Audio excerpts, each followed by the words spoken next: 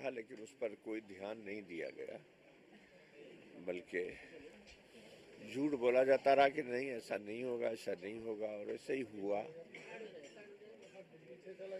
ऐसा ही हुआ। कल सर अस्पताल ले जाया गया, उसके बाद उनकी मौत हुई है। आप लोग लगातार अधिवक्ता आपके कहते रहे, सरकार से गुहार लगाते रहे, कोर्ट में गुहार लगाते रहे कि उनकी जान को खतरा है, कहीं से कोई सुनवाई नहीं।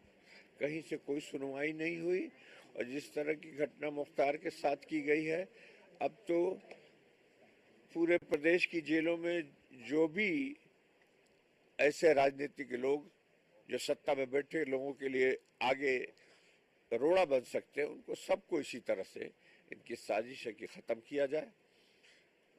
व्यक्ति जा सकता है, व्यक्ति का सिद्धांत नहीं जा सकता, व्यक्ति की लड़ाई नहीं खत्म हो सकती है। सर माना जाए कि 2024 का लोकसभा चुनाव है, इसलिए इस तरीके की वारदात हुई है। लेकिन प्रदेश की जनता, देश की जनता से प्रेम करने वाले इस मुख्तार की कुर्बानी को भूलेंगे नहीं, और जालिमों से अपने मत के जरिए बदला लेंगे। सर देर रात से मुख्तार अंसारी को चाहने वाले लोगों का जमावड़ा लगा हुआ है, उनसे क्या कुछ अपील आपकी तरफ से की जाए? और ये अपील है कि उनकी इस मोहब्बत को मेरा सलाम है, वो शांति बनाने में मेरा सहयोग करें और सब्र से काम लें। सब्र की घड़ी है। परिवार के कौन कौन लोग अभी अस्पताल में वहाँ मौजूद हैं?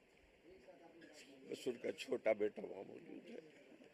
धन्यवाद सर हमसे बातचीत करने के लिए। तो हमने आपको तस्वीरें दिखाई हैं कि किस तरीके से यहाँ पर लोग लगातार आ रहे हैं, और परिवार के लोगों का भी कहना है कि जो इस संकट की घड़ी में उनके साथ जो लोग खड़े हैं उनको वो सलाम करते हैं। और आगे घर के बाहर की तस्वीरें भी हम आपको दिखाएंगे कि किस तरीके से मुख्तार अंसारी को जो चाहने वाले हैं, मानने वाले लोग हैं, वो यहाँ पर एकत्रित हो रहे हैं। हालांकि देर रात से ये खबरें जब आई कि हार्ट अटैक पड़ने से उनका निधन हुआ, उसके बाद से लगातार लोग यहाँ पर पहुँच रहे हैं। तो ये देख सकते हैं कि उनके घर के अंदर की तस्वीरें जो हम आपको लगातार दिखा रहे हैं। जी नीलेश, आवाज आ रही है आपको? हाँ बिल्कुल बिल्कुल, बिल्कुल। मैं सुन पा रहा हूँ। नीलेश जरा ये भी बताइए, अभी जब आप बात भी कर रहे थे तो उनकी ओर से कहा गया केवल छोटा बेटा जो है वो गया है वहां पर बांदा, लेकिन इसी के साथ ही परिवार के क्या अन्य लोग भी पहुंच सकते हैं बांदा? देखिए बिल्कुल, परिवार के अन्य सदस्य, अन्य मेंबर जो हैं वो यहीं पर मोहम्मदाबाद में मौजूद हैं। जो आप घर देख रहे हैं अफजाल अंसारी का घर है, और इसके ठीक सामने देख सकते हैं कि वो मुख्तार अंसारी का घर है। कहीं ना कहीं जो उनको चाहने वाले लोग हैं, मानने वाले लोग हैं, वो सुबह से ही उनका यहाँ पर आना जाना शुरू हो गया है। अगर यहाँ की बात करें तो हजारों की तादाद में जो लोग पहुँचे हैं वो कहीं ना कहीं इस बात से हैरान है कि एकाएक जेल में उनकी तबीयत बिगड़ी और अस्पताल ले जाया गया और हार्ट अटैक पड़ने से उनकी मौत हुई है। तो उन तमाम चीज़ों को सुनकर यहाँ आसपास के जो लोग हैं, क्योंकि यहाँ आसपास के लोग मुख्तार अंसारी को अपना मसीहा मानते हैं, कहते हैं कि उन्होंने जो इस इलाके के लिए, गाजीपुर के लिए, मऊ के लिए जो काम किए हैं शायद ही किसी नेता ने किए हों। यही कारण है कि हजारों की तादाद में लोग पहुँच रहे हैं। हालांकि चाक चौबंद व्यवस्था हो, शांति व्यवस्था बनी रहे, उसको लेकर पुलिस प्रशासन भी देर रात से यहाँ पर तैनात किया गया है। तमाम जो पुलिसकर्मी हैं वो यहाँ पर तैनात हैं। आप तस्वीरें देख सकते हैं कि सुरक्षा का एक घेरा तैयार किया गया है ताकि शांति व्यवस्था बनी रहे, कानून व्यवस्था बनी रहे और कहीं से कोई माहौल ना खराब कर सके। हालांकि उनके परिवार के लोगों ने भी अपील की है कि मुख्तार अंसारी को मानने वाले जो लोग हैं उनसे उनका कहना है कि वो उनके जनाजे में शामिल हों, लेकिन कहीं पर कोई ऐसा माहौल क्रिएट ना करें जिससे जो है कानून व्यवस्था बिगड़ सके। तो तस्वीरें हमने आपको उनके घर के दिखाई,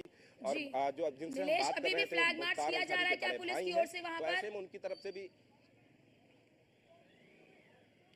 देखिए हम अपने सहयोगी अमित साहनी से कहेंगे कि वो तस्वीरें दिखाएं कि सुरक्षा व्यवस्था के चाक चौबंद प्रबंध किए गए हैं। और ये सामने वाला जो आप घर देख रहे हैं ये भी जो है मुख्तार अंसारी का घर है, और लगातार उनके जो रिश्तेदार हैं, जानने वाले लोग हैं, वो यहाँ पर उनका पहुँचना शुरू हो गया है। कहा जा रहा है कि डॉक्टरों की जो 5 सदस्यीय टीम है उनका पोस्टमार्टम करेगी, उसके बाद जो शव है वो उनके बेटे को सौंपा जाएगा, उसके बाद उनके पैतृक आवास पर शव लाया जाएगा जहाँ से उनका जनाजा उठेगा। तो कहीं ना कहीं तमाम चीज़ों को देखें और यहाँ की लोगों की बात करें तो वो सुबह से ही इस इंतजार में है कि कब उनके पार्थिव शरीर को यहाँ लाया जाएगा, उसके बाद जो है उसको दफन किया जाएगा। तो पुलिस भी सुबह से ही चाक चौबंद है और लगातार अलग अलग इलाकों में पेट्रोलिंग कर रही है और लोगों से अपील भी कर रही है कि शांति व्यवस्था बनाए रखें। प्रदेश में धारा 144 लागू है, उसका अनुपालन करते रहें और एक जगह पर लोग एकत्रित न हो, इसको लेकर भी पुलिस लगातार प्रयासरत है। जी बिल्कुल, राघवेंद्र शुक्ला भी हमारे साथ लगातार